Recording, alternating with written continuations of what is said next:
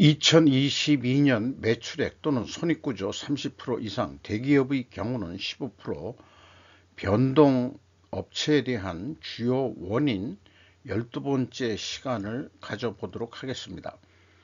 구독, 좋아요는 제게 큰 에너지를 넣어주시는 게 되겠고요. 필요하시면 1.5배속을 보시기 바랍니다. SK네트워크스 매출액이 좀 줄었네요. 12.3% 줄었는데 총 영업비용이 조금 더 줄었어요. 이런 0.4%의 차이가 영업이익을 26.5% 증가시키게 만들었습니다. 회사가 표현한 원인은 렌터카 사업 수익이 개선이 됐다. 그 다음에 워커힐이 흑자 전환됐다. 연결이니까 네트워크스가 워커힐 운영하는 그런 워커힐이 자회사로 되어 있는 것 같습니다. 유유제약 이름은 좀 들어봤어요. 영업이익이 135.1%가 감소해서 영업 적자로 전환이 됐습니다. 영업 적자가 4억 2,100만 원인데 회사가 원인을 얘기한 것은 경상 개발비 증가에 따른 이익 감소 이건데, 그러니까 매출 쪽은 그냥 증가를 했다 하더라도 경상 개발비라는 게 영업 비용에 좀 들어가죠. 아니, 그러니까 이제 그 제조 원가에 좀 들어가게 되어 있습니다. 그래서 이렇게 설명을 했는데 영업이익률이 1.3% 하락을 했군요. 키움증권, 저도 주식할 때는 키움증권을 통해서 좀 해봤었습니다. 매출액이 크게 증가하긴 했어요. 52.4%. 매출액 규모가 8조 9천억 원대로서 무려 연간 3조 원대나 크게 증가했습니다만은 이 총 영업비용이 78% 선까지 높게 올라가지고 영업이익은 45.7%가 크게 감소를 했습니다. 그리고 영업이익률도 13.3%가 하락을 했습니다. 회사가 표현한 거로는 시장 변동성 증가 및 금리 인상 등 영업 환경 악화로 인한 실적 변동, 이런 표현들은 거시경제를 얘기할 때는 어울릴지는 몰라도 키움증권 자체 거를 얘기할 때는 좀 적합하지 않은 표현들일 것 같습니다.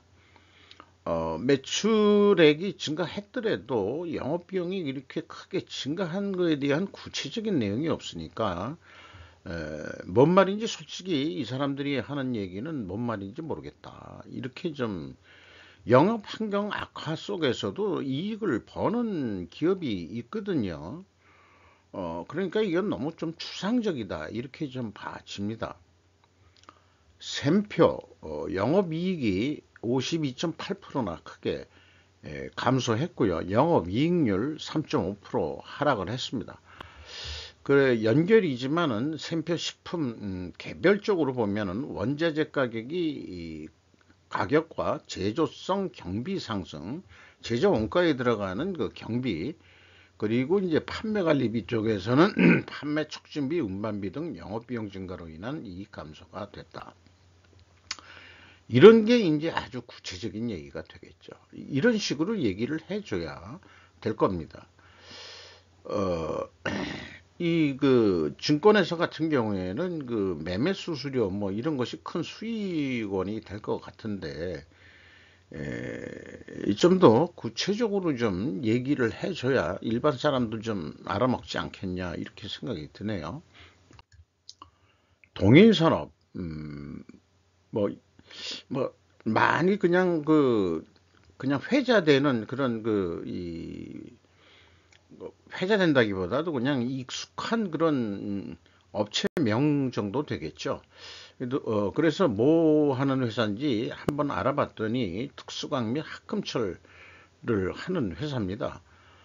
영업이익이 46.3% 감소했고요. 영업이익률은 4.5% 하락을 했는데 회사가 표현한 거는 하반기 철강 시황이 둔화됐고 수요가 떨어졌고 포항지역 태풍 피해 등 영향으로 전년 대비 영업이익이 감소했다. 그러니까 매출이 좀 증가했더라도 영업비용이 크게 증가했다는 것은 매출 원가 및 판매 관리비가 크게 증가했다는 얘기거든요. 그러면은 그 원재료 가격이 또 올랐다든지 앞에 이 샘표 식품이 얘기한 그런 쪽의 용어가 더 적합하지 않을까 이렇게 생각을 합니다. DSR 제강 같은 어떤 철강 계통이라 하더라도 영업이익이 514.4%나 크게 상승했습니다.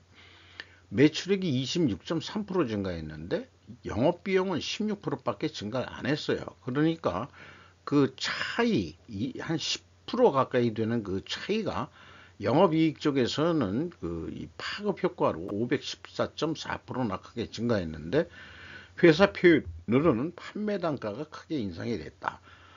환율 상승 및 지분법 투자 주식 평가 이익에 따른 이익 증가다. 지분법 평가 주식 이런 것은 이제 단기 순이익에 해당하는 거고요. 환율 상승은 영업 이익과 그 다음에 그 세전 이익에도 영향을 미치는 겁니다만은 다음 장에서 이 의견은 다시 또 말씀드리겠습니다. 지난번 11번째 순서 때도 좀 언급을 했지만 다시 언급을 좀 환율에 대해서는 언급을 좀 해야 되지 않을까 싶어요. 이 DSL 제강은 와이어 로프 및 각종 강선 제품을 만드는 회사입니다. 그러니까 같은 이런 어떤 그 철강이라 하더라도 이런 특수한 와이어 로프라든지 이런 것들은 또 좀 다르다. 그래서 판매 단가가 크게 상승한 거로 그렇게 이제 추정이 됩니다. 환율 얘기가 계속 나와가지고 원인 중에 그래서 이런 표현을 좀 정리를 해봤어요. 제가 변동 원인을 기술함에 있어 환율은 변동 요소로 원인을 변동 요소로 정하는 것은 합리적인 것 같지 않다. 환율은 매출과 매입에 모두 동일하게 적용되는 상수 성격이기 때문이다. 변수는 원재료 가격의 변동과 매출 단가의 변동이 우선적일 것이다. 운영비용은 상식적으로는 변수라고 생각하지만 일반적으로는 비례적인 고정비 성격이다. 이렇게 이제 그 스루풋 관점에서는 보게 되는 것입니다. 신세계 푸드가 영업이익이 29.8% 감소했는데요. 영업이익률로는 0.7% 하락을 했습니다. 회사 표현은 손상 차손 이런 거부터 해서 일시 반영을 했다는데 이것은 이제 영업이익에 대한 얘기가 아니고 세전이익까지 얘기할 때 그런 건데 세전이익이 무려 205.9%, 206%나 하락을 했거든요. 적자가 된 거죠. 당기순이익도 당기순손실도 됐고 이래서 그 손상차전이 217억인데 유형자산 및 사용권자산, 자회사, 영업권 손상 일시에 이렇게 손상 차손을 감가상각도 아니에요. 가치가 떨어졌다 이렇게 보는 거죠. 그래서 손상 차손은 세전 이익에 들어가는 그 범위일 수도 있겠지만 아닐 수도 있을 것 같아요. 유형자산 같은 것은 이제 감가상각비는 영업 매출 원가에 좀 들어가거든요. 그러면은 손상차손도 거기에 집어넣는 건지 별도로 빼가지고 이 영업의 손익에서 얘기를 하는 건지 일반적으로 영업의 손익에서 그 손익 계산을 할 것 같긴 해요. 근데 핵심적으로는 이제 영업이익 중심으로 제가 보는 거니까 원자재 및 환율 상승 등 원가 상승 요인에 따라 수익성이 감소했다. 이 얘기에서 또 원자재 가격 상승은 알겠는데 환율 상승에 대해서는 위에 언급한 대로 굳이 그 원인에 안 넣어도 되지 않겠느냐 이런 생각을 해 봅니다. 선진이 그 8.6% 영업 이익이 감소했고요. 영업 이익률로는 1.1% 하락을 했습니다. 선진이 이 사료하는 회사 같아요.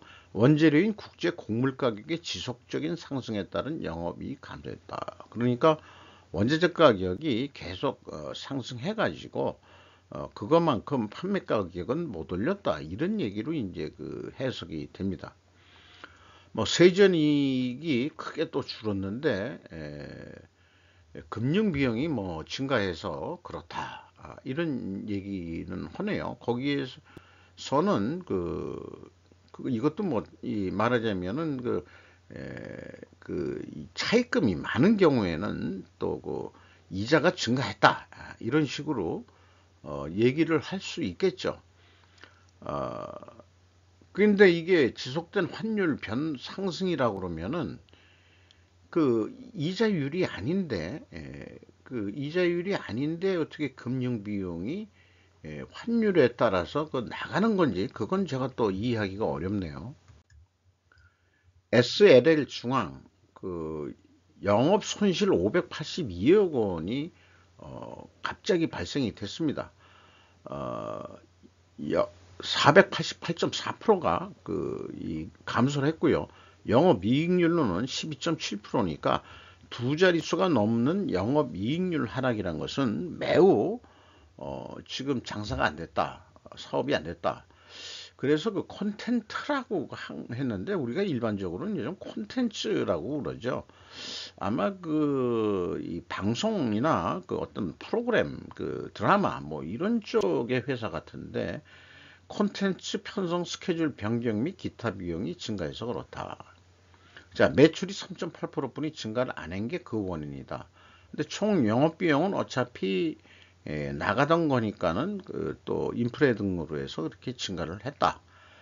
만약에 드라마 제작을 만약에 SLL이 드라마 제작을 하는 데라면은 이미 이 드라마 제작한 들어간 비용들은 있는데 콘센트 편성이라는 것은 그게 말하자면 출시가 좀 안 맞아가지고 그렇다 이런 식으로 또 해석은 되네요.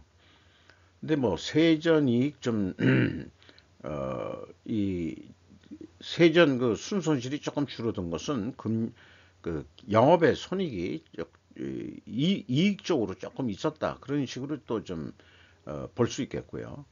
콘텐츠리 중앙이라고 이 관련 회사입니다. 영업이익이 19.7% 증가했어요. 아니 영업 손실이 19.7% 증가했습니다. 그래서 빨간색으로 표현했는데 손실액이 전년보다 더 증가했죠. 영업 손실률이 그나마 0.5% 손실률은 영업이익률은 좀 개선이 됐다 이렇게 이제 볼 수 있는 거죠. 방송 부분이 감소라고 그냥 결과만 얘기를 하고 있어요. 이런 건 좀 불합리한 표현들 아니겠느냐 이렇게 또 볼 수 있는 거고요. 다이나믹 디자인이라는 회사가 있는데 처음 들어보는 회사였습니다. 그런데 영업 손실이 2년 연속 됐는데 영업 손실이 59.6% 줄었습니다. 그러니까 실질적으로는 좀 개선이 됐다는 얘기죠. 매출 증가 요인을 회사가 표현한 거는 품질 및 생산성 향상으로 인한 고객사 신뢰성 증대, 본사 및 글로벌 법인 수주 증가. 이게 이제 뭐 하는 회사 그러냐면은 타이어 금형 만드는 회사로 되어 있습니다. 영업이익 개선 요인으로서는 수주 증가에 따른 평가 손실 감소 및 판관비 절감했다. 요게 직접 연결되는 것 같진 않은데 수주 증가가 평가 손실 감소 및 판관비 절감하고 무슨 인과관계로 표현되는 걸까? 먼 거리로는 뭔가 여러 가지 상관관계는 있을지 모르지만 인과관계로는 좀 안 맞는 것 같아요. 그래서 뭐 당기 순이익은 어떤 이 전환사채 이런 등등에 의해서 이제 변경이 된 것 같고요. 인터지스 영업이익이 77.1% 크게 증가했습니다. 영업이익률이 1.5% 상승했는데 수출입 물량 증가 및 해운 시황 상승에 따른 매출 증가다. 자, 매출 증가는 결과고, 그 다음에 그러면 수출의 물량이 증가했다. 그래서 본인들의 핸들링 하는 그 취급량이 많이 늘었다. 그 다음에 해운 시장 상승이니까 해상 운임이 좀 많이 상승했다. 그러니까 여기서도 운송 단가가 8% 상승한 거로 이렇게 되어 있네요.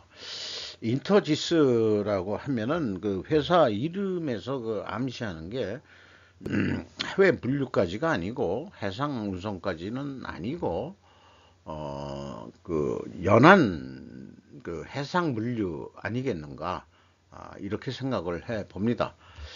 어, 그래서 12번째 그 이 변동 원인 시간을 좀 마치도록 하고요. 토요일, 일요일은 또 공시되는 게 없으니까 이게 언제까지가 듀 데이트인지는 잘 모르겠습니다만은 한 2월 15일이 뭐 한 하순 전까지는 다 공시를 해야 될 거로 그렇게 알고 있는데 어떨진 모르겠어요. 계속해서 계속 그 이 코스피 시장 업체들만 계속 보기도 바빠가지고 코스닥 시장은 거의 못 보고 있는데, 코스닥 시장이 사실은 우리나라 그 중소기업이니까 이 중소기업이라고 본다면 중견기업도 들어갈지 모르겠습니다만은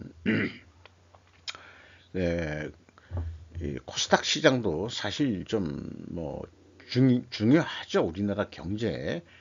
거기에 그 상장된 회사들도 중소기업에 대한 것도 나중에 한번 좀 샘플링 해가지고 코스닥 시장 것도 좀 보는 방향으로 한번 해 보도록 하겠습니다. 감사합니다.